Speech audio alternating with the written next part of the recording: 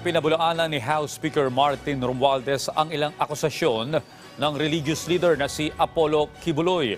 Kasabay nito, may mabigat na babala naman si Senador Risa Hontiveros kay Kibuloy kapag hindi pa rin siya sumipot sa susunod na pagdinig. Si Daniel Manastas sa sentro ng balita. Mariing pinasinungalingan ni House Speaker Martin Romualdez ang mga alegasyon ni Kingdom of Jesus Christ Pastor Apollo Kibuloy laban sa kanya. Gayon din kay Pangulong Ferdinand R. Marcos Jr.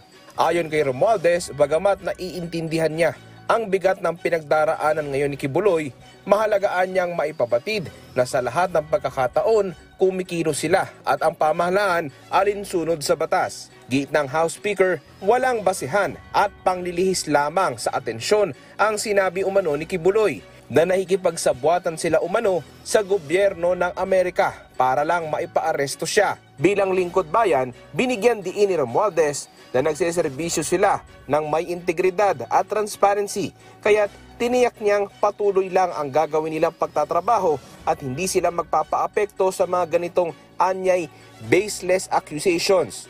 Sa ngayon, umuusad ang investigasyon ng isang komite sa Senado kung saan ilang dating miyembro nila ang humarap at idiniin si Kibuloy sa iba't ibang aligasyon ng pang-aabuso. Winarni nga naman ni Senator Risa Hontiveros si Kibuloy. Our next hearing is on March 5, and if Mr. Kibuloy does not show up, I will cite him in contempt and have him arrested. Huwag pong pa-victim.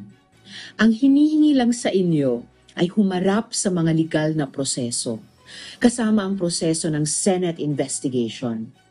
Huwag niyo pong dalhin sa lengguwahe ng patayan, kahit yan ang nakasanayan niyo.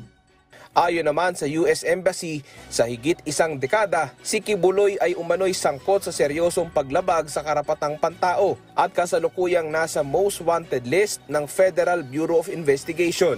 Kumpiyansa raw ang US Embassy na haharapin ni Kibuloy ang hustisya dahil umanoan nila sa mga ginawa nitong krimen.